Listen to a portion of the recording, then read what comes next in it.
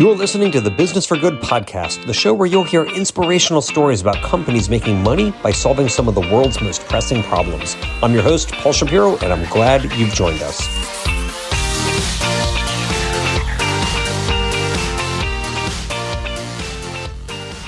Welcome, friend, to episode 160 of the Business for Good podcast. If you listen to the show often, you may be following the plant-based food world, and you might be aware that the past couple of years haven't exactly been the kindest to this sector. It's no secret that the alternative protein startups are struggling these days. A combination of lower revenue, intense competition, and less available venture capital is leading to a contraction in the sector, with countless alt meat and dairy companies conducting layoffs, declaring bankruptcy, and even folding altogether. Enter Ahimsa Companies, a newly formed investment group acquiring promising but distressed plant-based brands. This is not a charity, though. Ahimsa's belief is that with their consolidation strategy and pooled resources, these brands that are built on strong underlying product can become profitable under the Ahimsa umbrella. As Ahimsa CEO Matt Tullman says in this conversation, pendulums swing, and many of these companies can be brought to profitability, meaning they could ultimately be sold at a much higher price than their valuation during this period in which plant-based products are in the valley. So far, the company has acquired Wicked Foods, Simulate's Nugs brand, Blackbird Pizza, an Ohio plant-based foods manufacturing plant, and more. In other interviews, Matt has declined to state whether these acquisitions involved any cash actually exchanging hands, but what's clear is that these brands have a renewed lease on life under their new ownership, and hopefully they'll climb from the valley to high peaks with Ahimsa at the helm. Matt is a man of many talents, as you'll hear in this episode. In addition to being CEO of Ahimsa Companies, he founded and sold his own education tech company, and is also the co-founder and CEO of Outlier Health, the parent company of supplement company Complement and of No Meat Athlete. He's both a missionary for plant-based lifestyles and a mercenary seeking to combine his passion for plant-based foods with profit. I was really glad to get Matt's insights on the plant-based movement in this conversation, and I think you will be too. I now bring you Matt Tullman.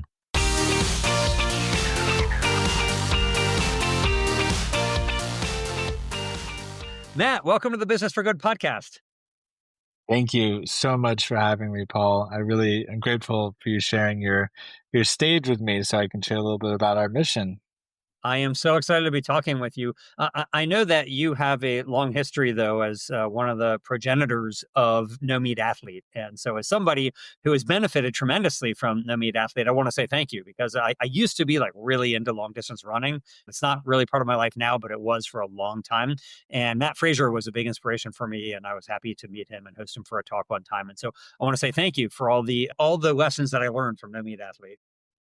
Yeah, awesome. Well, that's very kind of you to say. And Matt Frazier was an inspiration to me as well. And I was very fortunate to have an idea for a supplement company that I knew he would love. And we got together. And the next thing you know, I stepped into a CEO role for No Meat Athlete. And we've been building that for 8-9 years now. Both those companies complement and No Meat Athlete. So it's always awesome. I'll tell you really quickly, because you emphasize how informal this conversation should be.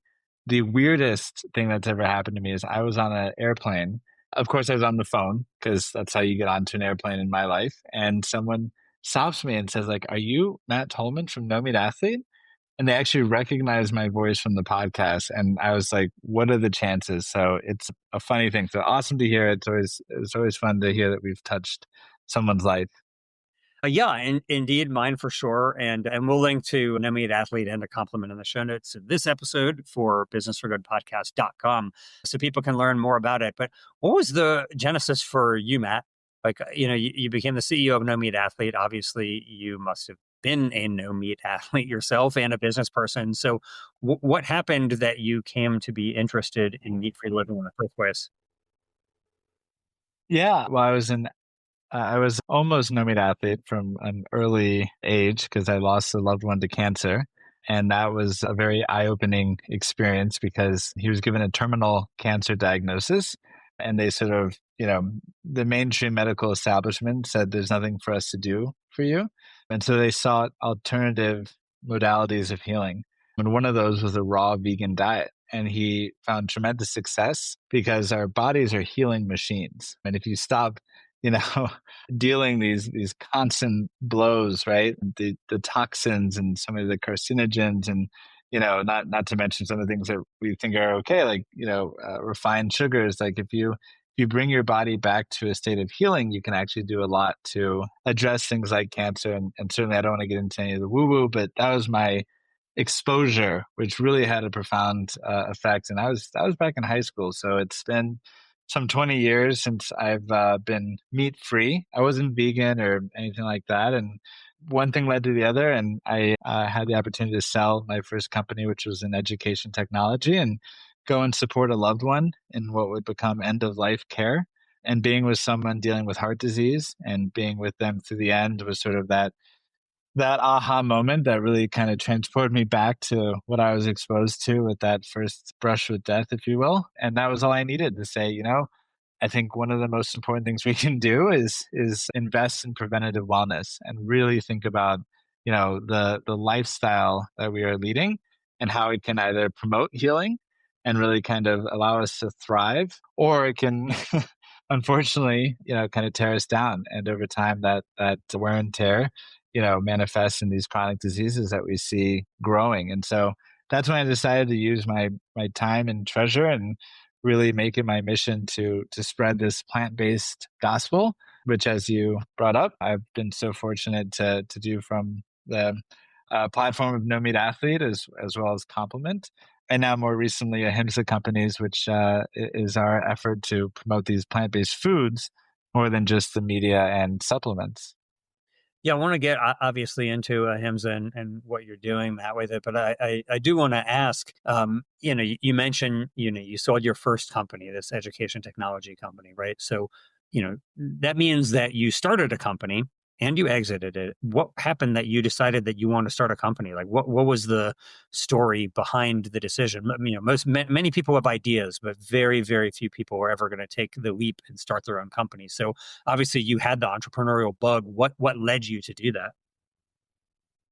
Yeah, I think for those who study it, which I do, and I'm, a little bit obsessed with that sort of entrepreneurial process, there's kind of a nature versus nurture debate. Can you teach someone this skill set, if you will, whatever skill set that might be? And it's very, very hard to define. Certainly not something I could define.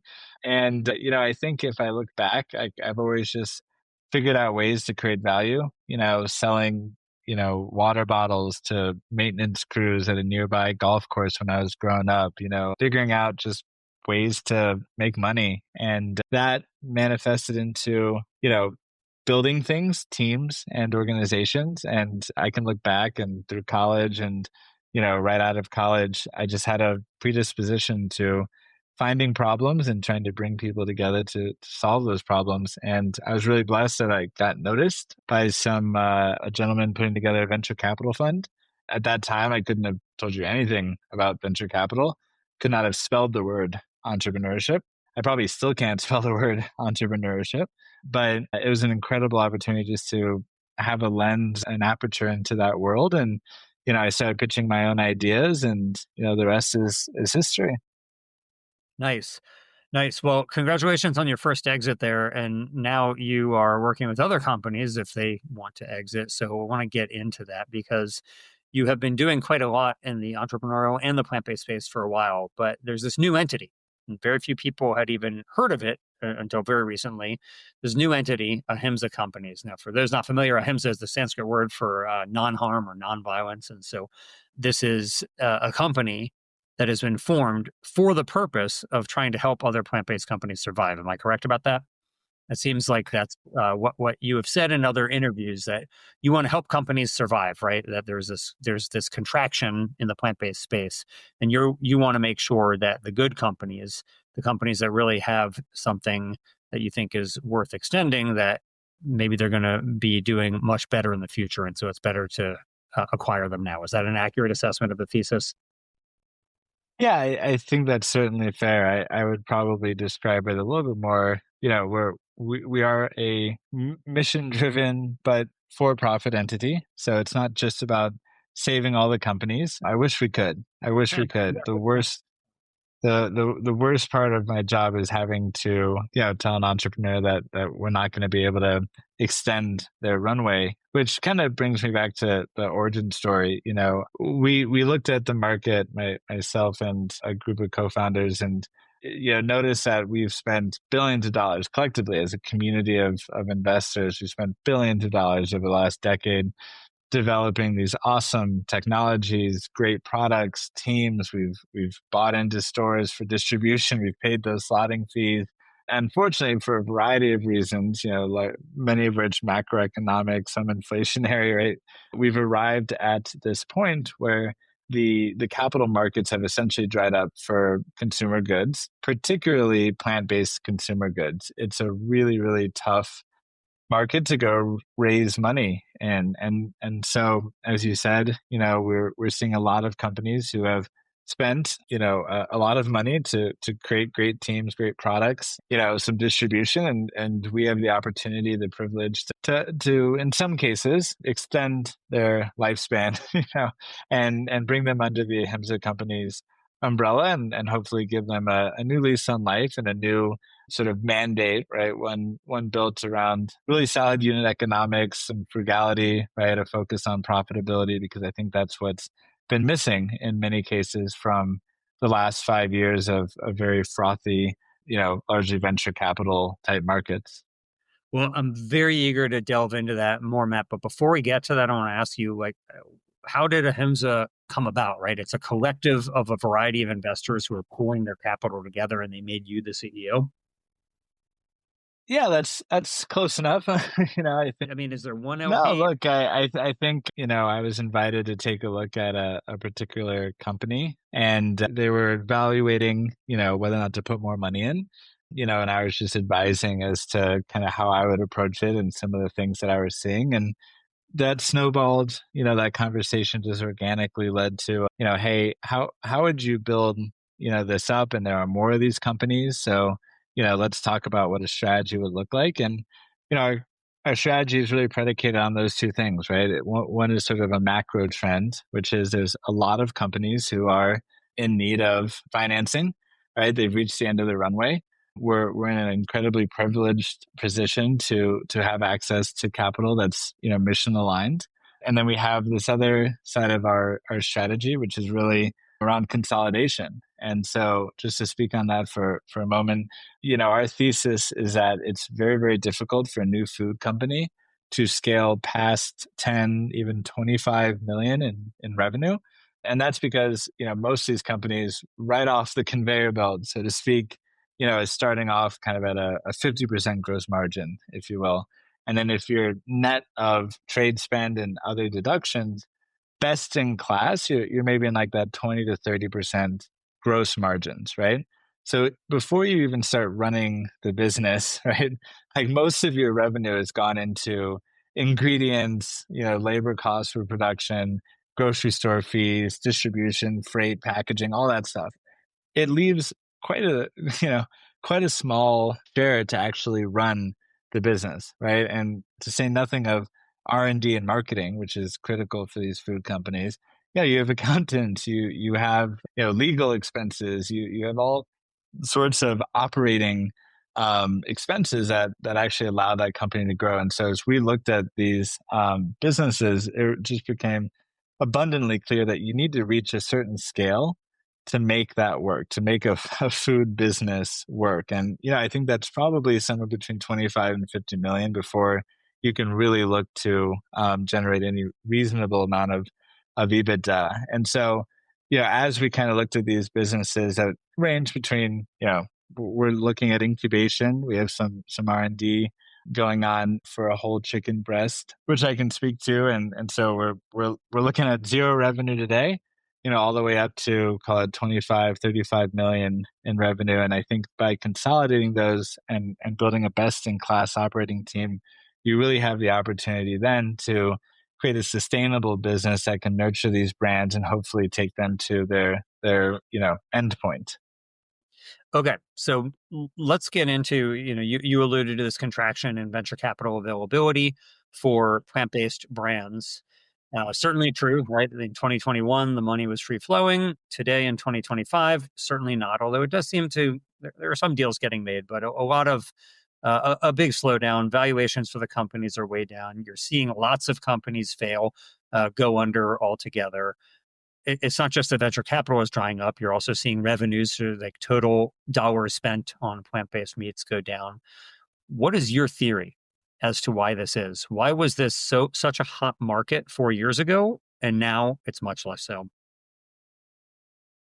Well, I think there's a couple things that I'd say. One is that, I take the long view whenever possible. Sometimes it's difficult, but if we really abstract ourselves from the moment, which feels really intense and really negative, and look at it over the course of 30 years, right? Veganism, plant-based foods, meat alternatives, whatever you want to call it, like we're still at the height. There's never been a better time to eat a plant-based diet. I've got friends who have been vegan for 30 years, and they've told me stories about using orange juice on their cereal. Yeah, There was uh, yeah. I became vegan 31, 32 years ago, 1993, oh wow, and amazing. I do actually remember using orange juice on cereal. And I remember telling my mom I bought soy milk and it had two ingredients, soybeans and water. And I remember mom that I would rather after trying it, I remember saying I would rather put orange juice on my cereal.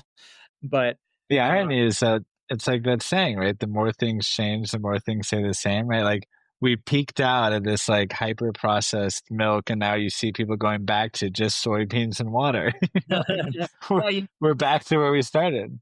yeah, it's funny because I actually recently tried the Eden soy, like the original Eden soy, which is just soybeans and water, and I actually thought it was fine.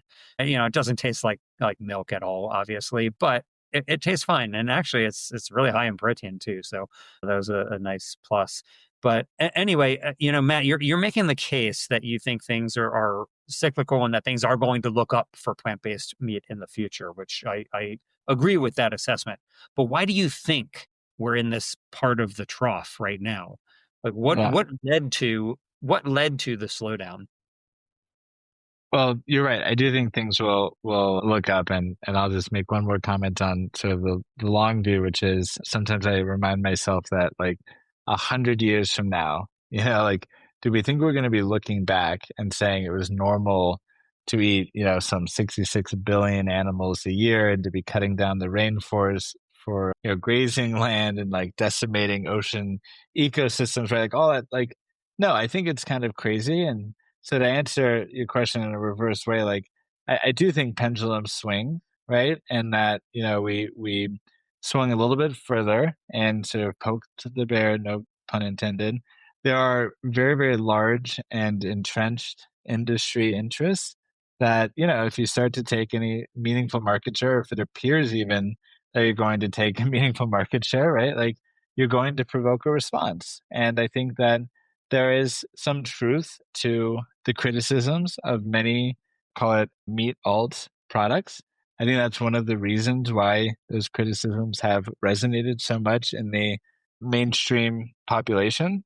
Do I think ultimately, yeah, a small percentage of by volume of methyl cellulose is worse than eating red meat? Like, no, personally, like I prefer Beyond Meat, but I think that some of this reaction, right, is exactly that. It's an industry that is marshaled its resources to create a lot of disinformation or misinformation out there that has labeled, broadly plant-based food as ultra processed. So, Um, so when somebody, Matt, goes into Burger King and they have a choice between the conventional Whopper or the Impossible Whopper, do you think that that's the reason they don't choose the Impossible Whopper because it has methyl cellulose, or is it something else? Is it they don't want to pay more, or they don't think they're going to like the taste? Like, a lot. I could see why somebody going to Whole Foods might say, "Oh, I care about that," but in the mainstream food world, is this the issue that people think it's processed and that's why they want to get the regular Whopper rather than the Impossible Whopper? I don't, I think it may be oversimplistic to try to identify one thing. I think there's a lot of things. I think that, the fact that, on a piece of meat, right, it says like meat. right? But on an Impossible Burger, it lists out ingredients, right? Like, no one stops to actually wonder, right? Like, what is the biochemical composition of that piece of meat? As it turns out, right? Like this, there's fats and there's I was about to say carbohydrates and fiber, but not so much as it turns out, right? And like there are chemicals in our food, right? And I think that there is a lot to be said for the oversimplification of a lot of people's understanding of food, right? And their susceptibility, therefore, to saying, "Oh, this is a three-syllable word on the package. That can't be good for me." I think that's really resonated with a lot of people, and I think part of that sort of, I don't know, rear guard offensive that we see, is kind of that RFK strain towards like unpasteurized milk, right? Like I was just talking to an entrepreneur who's in the ice cream novelties space, and he said, the types of ice creams that are winning are like these whole egg yolk, right? Like really like back to the farm type, right? Full fat, unpasteurized. He said unpasteurized, but I don't actually think that's on any mainstream grocery store shelves. But the point being, right, it's like that's all part of this movement, right? That people are looking for less processed, more natural foods. And look, as a whole food plant based advocate, like I think that's great. I think we should be eating closer to the source. I think minimally processed plants are extraordinarily healthy. I personally think that plant-based, right, or whatever you want to call it, meat alternatives are a great gateway drug. It's a great transition food for the mainstream consumer. And I myself, my family, like we had spaghetti and meatballs today. We had Beyond meatballs. Like it's awesome. Like my kids also will eat, an entire tray yesterday. I'm not even kidding. An entire oven tray. Three kids under the age of six, roasted Brussels sprouts and chickpeas. They ate them like potato chips, right? By the handful. Whole thing. My wife and I literally didn't have any. They ate the entire tray. It was amazing to see. And that's because they've grown up on a vegan diet. It's very natural to them. But they also, I think it's fine to eat some Beyond Meat. And I think that's the message that we have to get out there, that back to nature is a good thing, right? Whole foods is a really good thing. But at the same time, making sure that people understand that, this soy protein extruded, meatball is not going to kill you, and it certainly is not going to kill you any faster than the animal alternative. That's for damn sure. So, when people talk about the problems of plant-based meat, right? Usually, sometimes they bring up what you're bringing up, right? The perception, right, that it's ultra processed. Some people bring up the price, that it's just too expensive. And then other people bring up performance, right? That it just doesn't taste as good as animal meat to a lot of people. My guess is that somebody walking into Burger King, they're not reading an ingredient list, right? There's no package to look at. They have a choice between the Impossible Burger Yeah. and the regular burger. And I suspect that price is a bigger part of it. And maybe it's the thought that they now no longer think it's healthier for them if they've seen some general thing, like the reason they would get it or they would spend more is because they thought it was healthier and they saw something that suggested that it might not be. You and I know that it is. It has no cholesterol, et cetera. Like we know what the reality is. But I think that is part of it for people, that, why spend more for something that may not be healthier and that you don't think tastes as good. I don't know. This is my speculation. It's not based on evidence.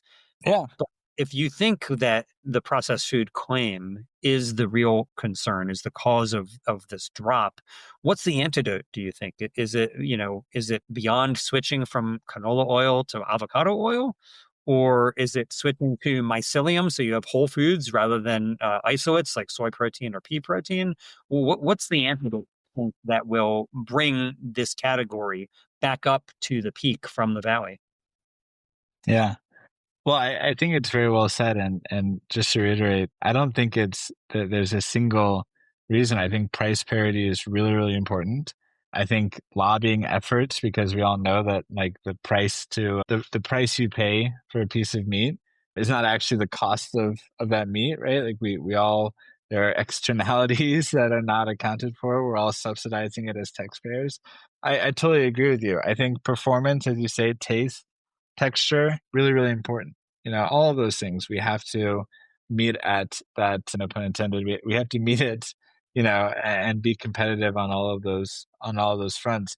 And I think the reason I key into this ultra process phenomenon is just having been an observer of the space for the last 10 years and seen that ride up, right? And seeing how Game Changers, right? The documentary and as far back as Food Matters, right? Like these stories that are told, not just about cholesterol, but about, the inflammatory agents in a piece of meat, right? Like TMAO and everything that we now know about animal products and what they do to our bodies on a cellular level. I think the more that we can, stick to the science, right, and provide evidence based reasons, not just about the human health component, but also about the environmental, as well as just the sustainability of feeding, a growing, there's no way to feed a 10 billion person human population on a animal protein rich diet.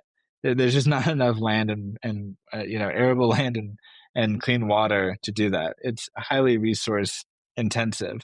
And so I think telling all of those stories is ultimately going to keep pushing it forward. In addition to, of course, the innovation that has to happen, which I know, you've been putting quite a bit of your time into. I do think cell-based meat, is a possibility. And I think again, that's why I key into some of the misinformation and some of the, call it the industry offensive against it. I mean, I think you probably saw it just today. What was it, North Carolina or something, that put out a law that lab grown or cellular based, I think were the two terms that had to be printed on the package of those types of products, right? Like you think to yourself as a government, as a representative of the people, like why why are you focused on it? Like it's barely commercially viable, right? Like in all cases, a certain political group would say like, let's be hands off in the economy, let the free market sort it out, right? Like, let's be libertarians. And yet when it comes to this one thing, like they want to get down to how a package is labeled. Like you have to kind of read through that and say like, no, there's very powerful industry interests that are pushing this narrative that, oh, because it's lab grown, it's not real, it's bad for you. And that's again, that's why I'm so focused on this ultra processed argument. I think it's so important for us to confront it and try to work through it, because otherwise people are going to continue to get turned off. Yeah, I definitely think the ultra processed thing has a sway with some people. And I think that price and taste are probably a bigger barrier for people, especially price. Like you look at these plant based meats, and virtually not all, but nearly none of them are competing on price yet. If you look at so many other areas where animals have been displaced in the economy, it's because there's something that was like wasn't a mimicry per se, but it came along that was way better. It's not like, Henry Ford invented a mechanical horse, right? Like he invented a car that displaced horses because it was so much better than a horse. We stopped using quill pens, not because somebody came up with a fake quill, but because metal fountain pens were invented and they were just so much better. The telegraph was way better than a carrier pigeon, right? Like the list of Yeah. all of things, it was just better. And plant-based meat has to be better in some way, whether it's taste, whether it's price, whether it's the perception of health, whatever it is. Like it's got to be better in order for people to switch to it. And I think that unless we start making the case, or making products that do compete on those, it's going to be tough to see it moving into a mainstream displacement. But I want to talk about Ahimsa because you guys are making a lot of headlines lately, and you put it very well in an interview where you said recently, I'm quoting you here, you said, we've got to step up and try to help these companies survive, right? So, the thesis of Ahimsa is essentially, take companies that you think are really good companies but are struggling, and then help them survive by acquiring them and bringing them under your umbrella and making them more successful. So you acquired Wicked, the plant-based CPG brand. You acquired a plant-based production factory in Ohio, where you can now manufacture products for companies like Wicked and others. You acquired Nugs, which is owned by Simulate. And are there other acquisitions that I'm missing aside from those? I think there are some others that I'm not even naming, right? Yeah, and actually, the one maybe I'll use as a jumping off point is, again, I 100% agree with you. You know, the products have to be better, and you know, something that I've often guided folks who are starting a business is like, there's a great entrepreneurial thinker named Paul Graham. He might have been the founder. Certainly, he was a longtime president of Y Combinator, and he's got a great essay on this, which is essentially says that your product has to be 10x better than the competitor, because the switching costs, right? The inertia, like, you know, trying to get someone to change their habit is so great that you really have to like win on all of those dimensions, as you say, right? It's got to reach price parity or better, right? Like the taste has got to be great. It's got to have more protein. It's got to come in a biodegradable, non-plastic container, right? And it's got to come to you with like, you know, hearts on it with a paper card from the founder, right? It's got to be like that much better to get people to change from what they know and love. So I'm 100% in agreement with you there. One of the acquisitions that you didn't mention is Blackbird. Blackbird Pizza is that. I really believe it is one of the products that I'm most excited to back. It is a better for you, you know, non-dairy pizza as well as wings brand. So it's seitan wings. There's a food service component as well, but I'm really focused on the pizza because, you know, as a dad to four young kids, like I said, you know, we make sure to get a lot of whole plant matter. But there are those Friday nights where you're exhausted and a frozen pizza out of the freezer is like, you know, a godsend. It's super convenient. And unfortunately, my wife has a gluten intolerance. So we don't eat gluten either, and we end up eating diet pizza, which I will go out on a limb here and say it's a terrible product. I mean, like we buy it, you know, and we've bought it for years. You know, Blackbird is a fantastic pizza. It's made in Brooklyn, New York. So maybe it's something about the water. The dough's fantastic. Like it's a really, really great product. And so that's an example of a business they've done a fantastic job growing it over the last 5 years. And now we're really in you know, feel privileged to carry it forward because, you know, we're investing in that 10x better product. And I really think that if more people could try it, we'll be able to take some of that market share from Daya. Interesting. So I too like Blackbird. I like the people. I like the product. I like everything about the company. I want to ask you, Matt, what are you looking for in companies, right? So, you know, I presume they have to be struggling, which pretty much all of these companies are in this space right now. But, you know, if they're very well backed, if they have a ton of runway left, they're probably not looking for an acquisition by Ahimsa. But aside from that, aside from like the level of distressed nature of it, what are you looking for that makes you determine whether a company is, as you call it, best in class, right? Like, what is it about Wicked and Blackbird and Nugs that made you think, yes, I'm going to prevent them from going under? You know, each of these deals is highly idiosyncratic, you know, and I'll give you one example. Well, and so to offer you a couple generalities, because again, every deal has to be looked at very carefully in its own light.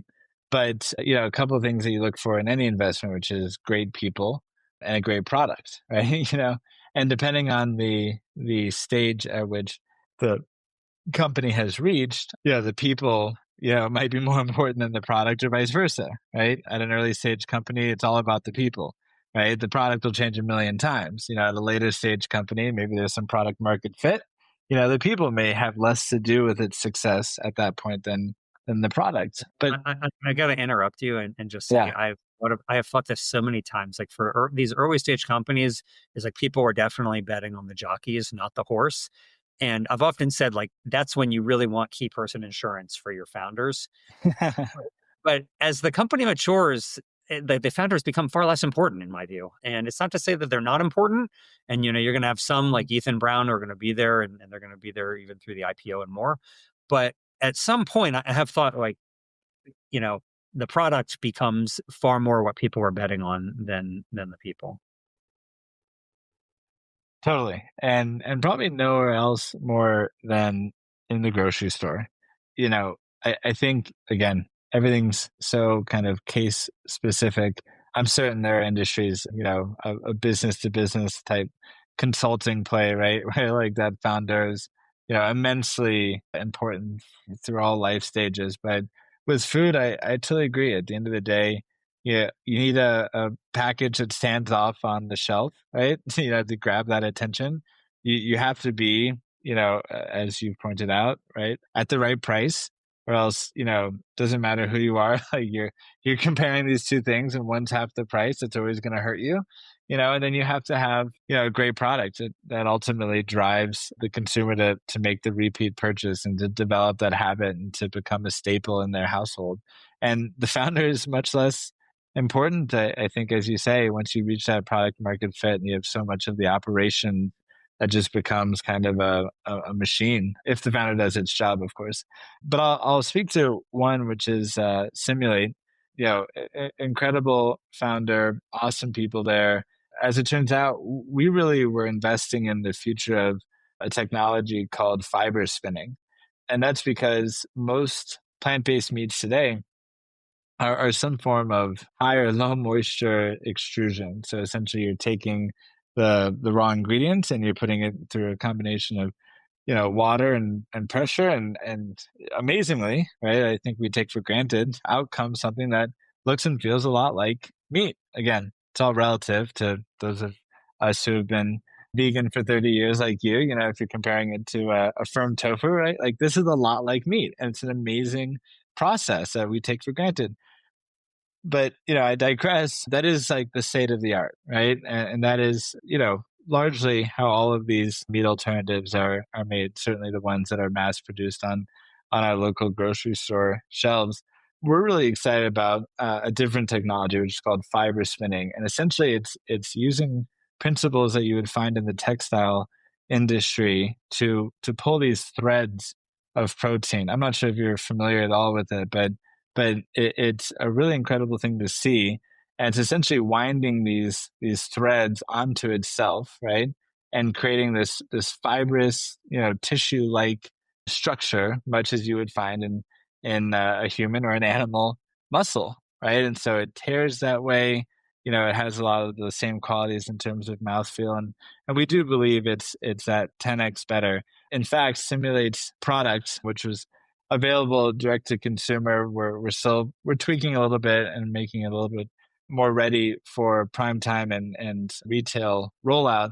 But it was actually microwavable. So to the principle of 10x better, it's kind of, it's got to have 26 grams of protein, like a little 4 ounce serving. It's got to be faster, right? So it's 1 minute in the microwave, super quick. It's got to taste better than these high moisture extrusion products, et cetera, et cetera. And I really think they did a phenomenal job there. And so getting back to your question of what are we looking for, it's something like that, right? It's something that we feel like we can really push forward the movement by bringing forth a product that otherwise wouldn't have the opportunity to reach the marketplace, and we think could really push things forward. Because look, let's be honest, right now when it comes to chicken, you have chicken chunks and you have chicken nuggets and you have chicken tenders, right? And like how many, adults in the US, eat animal-based chicken in that form, right? Like chicken nuggets is predominantly for kids, right? Or chicken tenders, like,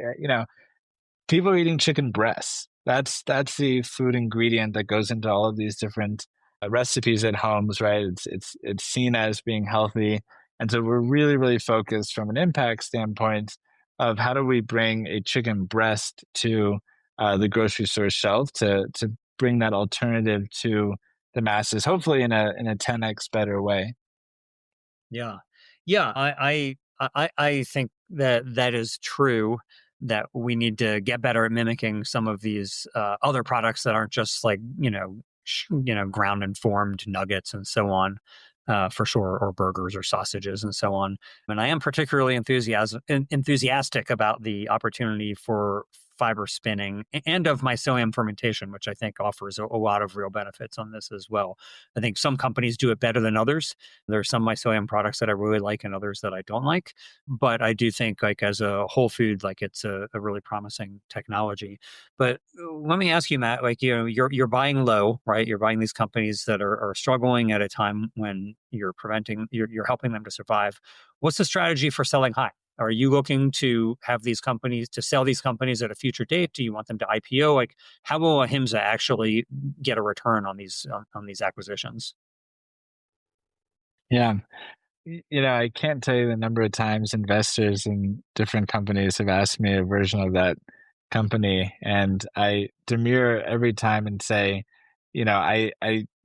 I think it's important to start with the end in mind. I think it's always important to be outcome oriented, but I think in this one case, the most important thing is to build a beautiful business. To be maniacally focused on creating a product that people want and to sell it and to get better at it every single day, to bring a bunch of people to that team and get good at it. And if you do that, go ahead. Let's say, Matt, that you make these companies profitable, right? And you are streamlining them. You're helping them meet all the metrics. They become really profitable. At some point, the investors of Ahimsa companies are going to say, when are we going to get our return? So I'm not saying, hey, what do you predict years from now is the exit for these? Yeah. But I mean, when somebody considers investing in Ahimsa companies, I presume they're expecting to hear how the company will make money, not just how the portfolio companies will make money, but how the investors will make their money. Yeah, I think it's, kind of going back to what I was saying, I think, the first thing is, as you say, get to a point where you're nicely cash flowing, creating a healthy EBITDA is important. From there, food companies go a few defined paths. There's not a lot of innovation, but it's like the saying goes, the one place you don't want innovation is like with your lawyer. Like the private equity, often is an exit opportunity for these businesses. A roll up strategy similar to ours. An IPO. I mean, that's tough, right? I think Ethan threaded that needle perfectly to time that market. I don't know if that's gonna, if we're ever gonna reach that standalone scale to justify an IPO for a food company. But Right. 8 companies or something control the entire grocery store, right? This industry, more than others that I've seen, really tends towards consolidation. And so, if I was a betting man, I would probably say that the path goes to some sort of strategic acquirer, much as we've seen it is. I just saw Boca Burger got bought by Kraft Heinz, which I somehow missed. I'm not even sure how recent that was. Someone just sent it to me today. So that was, but again, I don't really think about that. I think that's probably years off. The real focus for me is, how do you build a great team? How do you create great products? How do you deliver those in a more compelling, more convenient way for the consumer? Yeah. Well, I agree with you, and I hope that that's what happens. I will point out about Boca Burger they did get acquired by Kraft Heinz. It must have been, I'm predicting, more than 20 years ago. So it's not breaking news, but it's still pretty cool. And I'll tell you, I actually think that Boca spicy chicken patty, is very good. It's an old school product, but I'm an old school guy, and I think that product is a really good one. So props to Kraft Heinz for sticking with it. Okay, I didn't Matt. even know Boca Burger was on the shelf, by the way. So it's super funny. It literally just came up in a conversation today. So I wonder why that person was talking about Boca Burger if that transaction happened 20 years ago. But I should probably read the article that they then Yeah, texted me. I just looked it up right now. It's 25 years ago. But Oh, anyway, Boca Burger is on the shelf. If you go to Walmart, where I do shop, it's a big product there. So I do recommend it. And I'll tell you again, spicy chicken patty, it's very good. It's a very good product. Okay, Matt, you have looked at so many companies. You've diligenced a lot of companies. You've bought a lot of companies. You run a lot of companies. There may be nobody better suited to answer the following question than you. What companies do you wish existed? If somebody's out there thinking, I want to start my own company and create something that the world needs, what should they do? Well, I assure you, I am not the most capable to answer that question. There are a lot of people who I think would have better answers. You did warn me about that question, and I didn't have a great answer at the time. The two that I've been joking around with, well, one is more of a joke, and that is I'd love for someone to figure out how to translate using AI the brain waves or the barks of animals. So I really think that could actually advance the plant-based movement. If you could actually speak to these animals and further humanize them, I think that would be super cool. And I mentioned that to a friend too. There's actually some people working on that. And there's some AI companies that have, translated brain waves for humans. So I can't imagine it could be that far off, but that is a crazy, crazy idea. So that's why I hope someone else will do it, because it's probably not one that I would. The other one is like the grocery store model is broken, right? Like it is brutal for retailers. You are essentially selling your food products on consignment, and there are monopolies abound. I'm not going to name any names because unfortunately I have to play in that space still. But I would love for someone to figure out a better way for us to buy food in this country. I really think that it could bring a whole renaissance of new companies into the mix because, like I say, it's really, really hard to scale food companies in this market. So those are two that came to mind on this topic. I've got a list of about 85 that I'm trying to get to eventually, and we'll see if I have time. But All right. Well, on the point of using AI to better communicate with animals, it's not lost on me that we have taught a number of animals to speak some human language, right? Like we've taught chimpanzees and gorillas American Sign Language, and some of them have learned hundreds of signs. So they can have, they're not having philosophical conversations, but they can actually communicate in some type of human language with us.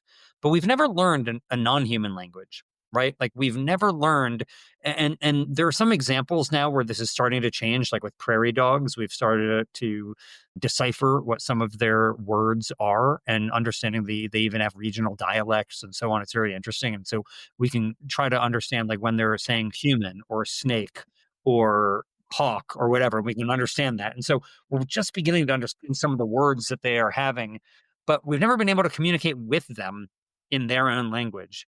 And there are many people who are working on this, as you mentioned. In fact, Noah Weiss is an entrepreneur she was a past guest on this show, and I'll link to that in the show notes of this episode at businessforgoodpodcast.com.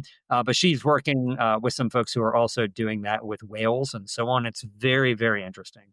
So yeah, I too wonder like how this will revolutionize our relationship with other animals if we could actually have a meaningful conversation with them. Yeah. And as an oh, aside, by the way, in all well, these alien movies, we're always communicating with the aliens. And I always think we can't even have a meaningful conversation with an animal who shares our DNA. And it's like, we're going to have a meaningful conversation with some alien species. I don't think so. But anyway, you look I like you love want to how say, that No, I love that how that's the part that you find unbelievable. But I will say that I'm very interested to see how these brainwave pattern recognition to sort of like verbalization technologies come to light because yeah, to your point, I think most of what we've done in the past has been trying to use sounds and map our language to sounds. I think if we can bypass that and go straight to, effectively what I've been looking into, which is the brainwave, right? And again, this is using AI to kind of figure out what almost a telepathic communication. I think it could be very, very interesting, but suffice it to say that we're in for a wild ride in the next 10 years. yeah, yeah, for sure. I couldn't agree more. It's the rate of change is gonna be very, very rapid. Yeah, and maybe it won't be brainwaves. Maybe it won't be some. Maybe it'll be pheromones like ants use to communicate. Who knows? Anyway, okay. Finally, Matt, I do want to also ask you, as somebody who has started companies, sold companies, bought companies, run companies, you have a lot of experience. Have there been any resources, books or otherwise, that have been useful for you that you would recommend to somebody else who's thinking, God, this Matt guy is so cool. I really admire what he's accomplished in his life. What got him there? Was there anything that was useful for you? um, I appreciate the question. I think I would encourage anyone to read biographies. I just think that biographies have been so instrumental for me because, it's like having that mentor that, you can find the most incredible people have lived, and now more than ever, they're incredibly accessible through YouTube, right? Like you can devour. So whatever industry you want to go into, whatever topics you want to learn, you can go find a tremendous amount about this person. You can hear them speak. And I just really encourage people, anything, that helps you to see how, yeah, we've all lived these diverse lives. We've all been through some trials and tribulations. And the more you can connect with those stories and learn from people in the past or contemporaries, I think are awesome. I did jot down, I'm a big fan of the hard things about hard things. So if you really are getting focused on entrepreneurial endeavors, that's a great one by Ben Horowitz of Andreessen Horowitz fame. It's just like a brutal telling of the truth around entrepreneurship. And he has a great personal story that obviously worked out over time. More recently, I wrote this down. I really, I'm a big fan of meditation. And so I've more recently become an advocate of anything Michael Singer has written. One's called The Surrender Experiment. And a lot of the things that you read, Buddhist texts or right, a guru who's been in a cave in the Himalayas, they're teaching these lessons about kind of letting go, right? And being in the moment, being present, being more empathetic and more mindful in our daily lives. And those are all really important lessons, but really hard to connect with those lessons when they come from a guy who's been in a cave for 30 years in the Himalayas. It's like, look, man, you don't know about stress until you've got 4 kids screaming, you're on a business call and like you're late to school. And Michael Singer actually built a very successful company while also being very in touch with this spiritual side. And it's a great story about how you kind of meld those two worlds. So I hope, if nothing else, that'll be the more surprising recommendation for your audiences, and one that I really can't recommend enough. Okay, very cool. Well, we will include the links to both of those books in the show notes for this episode at businessforgoodpodcast.com. And while I have not read The Surrender Experiment, I did read The Hard Thing About Hard Things, and I absolutely loved it. And my favorite line from the book is when Ben Horowitz says that when you start your own company, you will sleep like a baby because you will wake up every 2 hours and cry. And I thought, that is a good line and a good one to end on here. So, Matt, thanks so much for all you're doing to advance plant-based eating. It's a real pleasure to get to talk with you, and I wish the best for your portfolio companies and your investors. Thank you very much, and thank you for educating me on Boca Burger's tenure under Kraft Heinz. That's a good one. I'm going to have to go kick somebody for. Thanks so much for sharing your platform, Paul. I really do appreciate it. Thanks for listening. I hope you found it useful, and if you did, please let the world know. Leave the show a 5-star rating on your favorite podcast app and share the episode with your friends. Who knows? Maybe you'll inspire one of them to be in the business of doing good themselves.